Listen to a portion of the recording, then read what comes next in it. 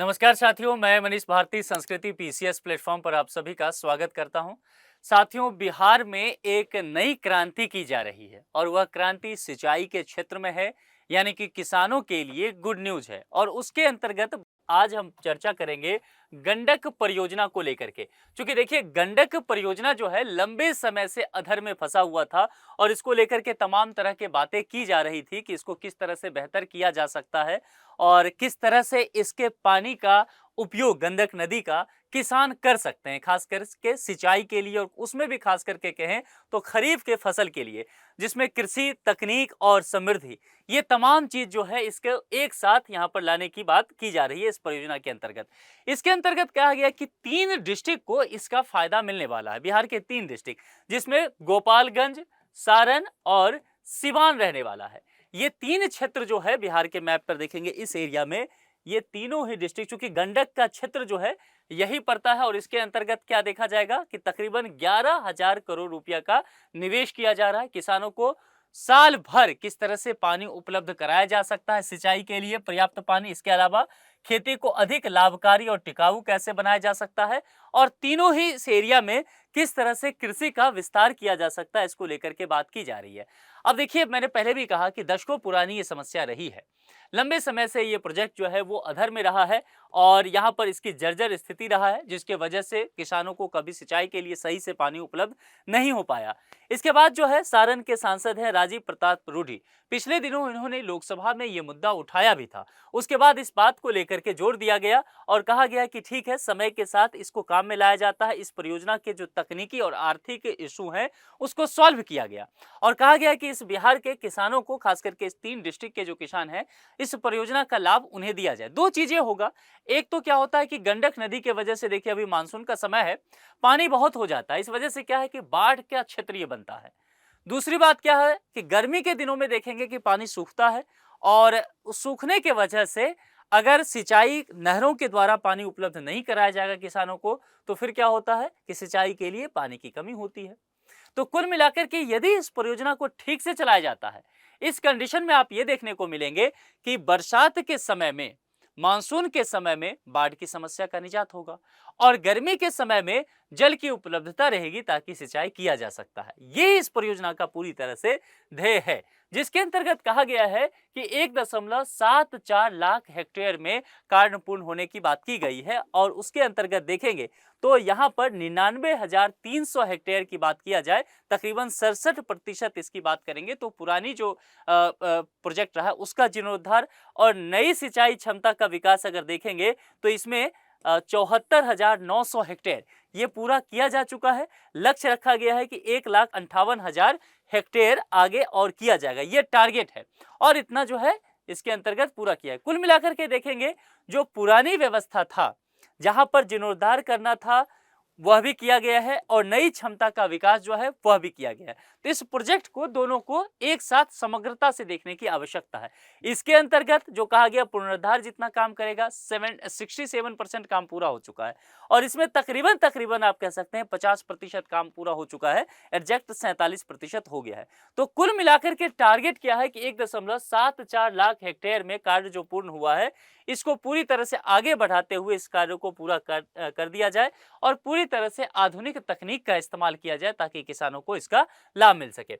अब यहाँ पर जो इंफ्रास्ट्रक्चर है उसको तब्दील करने की बात की गई है, उसको आधुनिकीकरण करने की बात की गई है। अब कैसे किया जाएगा, इसके लिए देखा जाए तो 3 तरीके की बात की गई है। पहला कहा गया है कि जो ये आप कह रहे हैं गंडक परियोजना पूरा सा है, तो गार्ड की सफाई और लाइनिंग किया जाए, यानी कि मुख्य जो नहर है, इसके अलावा जो ब्रांचेज हैं, इसके अलावा सब ब्रांचेज हैं, यहाँ पर जो वाटर का फ्लो है, ये वाटर फ्लो सही से बनाया जाए ताकि पानी यहाँ रुक ना जाए, किसानों के पास नहर तक पानी पहुंचे, ये कोशिश की गई है। दूसरा, पुरानी संरचना जो हो गया है, जैसे बहुत सारे जो इंफ्रास्ट्रक्चर है जर्जर हो गया है, उसका नवीकरण कर दिया जाए, फिर से उसको तैयार किया जाए। और तीसरा जो है स्कैप चैनल और गंडक के तटबंध जो हैं, जैसे नदी का ये फ्लो है, नदी यहाँ से बह रही है, तो ये जो तटबंध है इसका सुदृढ़ीकरण किया जाए।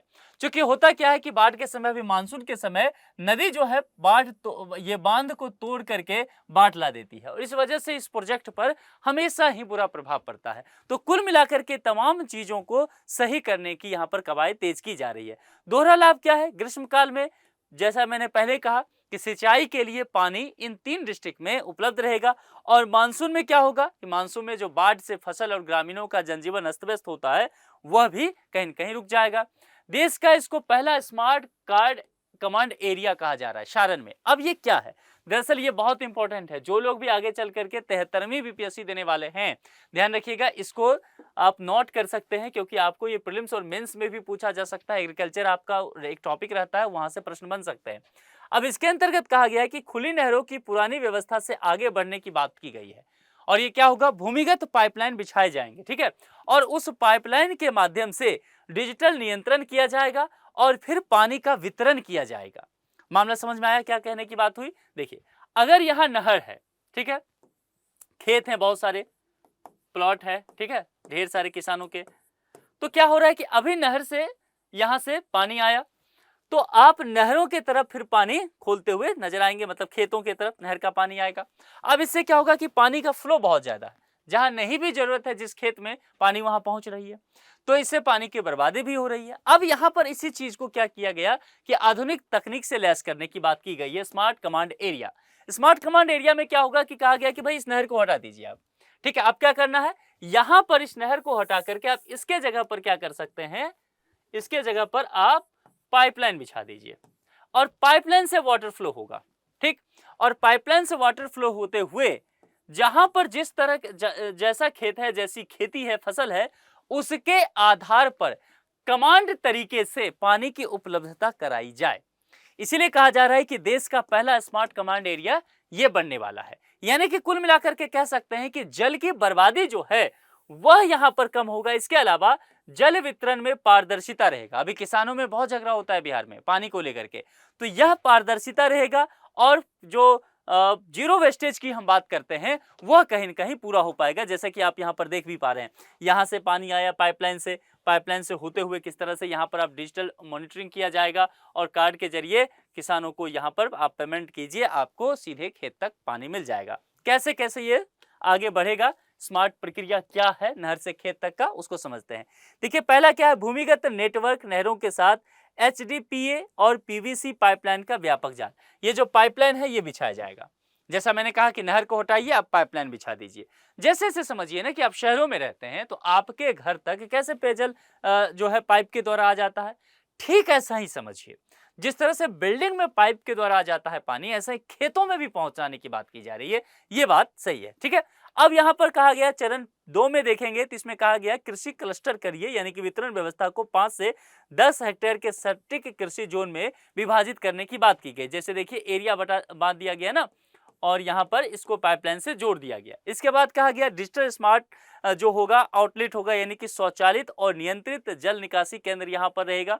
कितना पानी का फ्लो आगे छोड़ना है ये देखा जाएगा और किसान कार्ड जो है, किसान स्मार्ट कार्ड, इसमें स्वाइप करके अपने निर्धारित समय के लिए पारदर्शी तरीके से आप ये जल अपने खेत के लिए ले सकते हैं।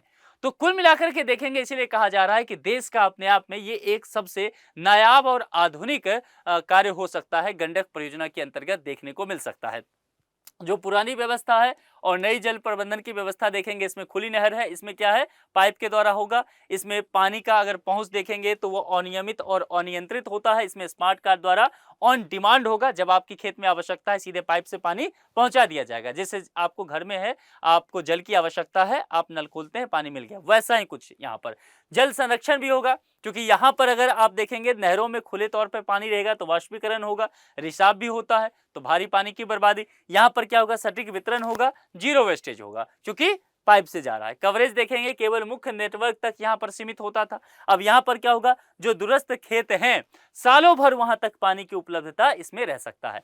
जो अंतिम छोर तक पहुंच की बात यहाँ पर अगर की जाएगी, देखिए कन्हौली से ये स्टार्ट होगा, जो गोपालगंज सीमांत वगैरह का 3 डिस्ट्रिक्ट का मैंने कहा, तो उसमें यहाँ पर कन्हौली से ये शुरुआत होता हुआ शाहजीतपुर, फिर पिपरा, फिर करा और फिर जो है बनियापुर मध्य, ये पानी का फ्लो इस तरह से इस प्रोजेक्ट के अंतर्गत चलाया जाएगा ताकि जो है एक बूंद पानी बर्बाद ना हो।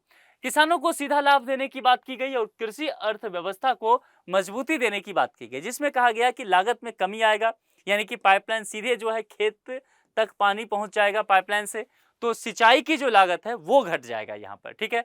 इसके अलावा भूजल संरक्षण भी होगा। नहर के पानी की 365 दिन उपलब्धता के कारण भूजल पर निर्भरता में यहाँ पर कमी भी आएगी और इसके अलावा उत्पादन में वृद्धि होगी, क्योंकि समय पर अगर पानी मिल जाता है, पारदर्शी तरीके से सिंचाई हो जाता है, तो निश्चित तौर पर प्रोडक्शन जो है खेती का वो फिर बढ़ता हुआ नजर आएगा। तो कई लाभ यहाँ पर गंडक परियोजना के अंतर्गत ये किए जा रहे हैं।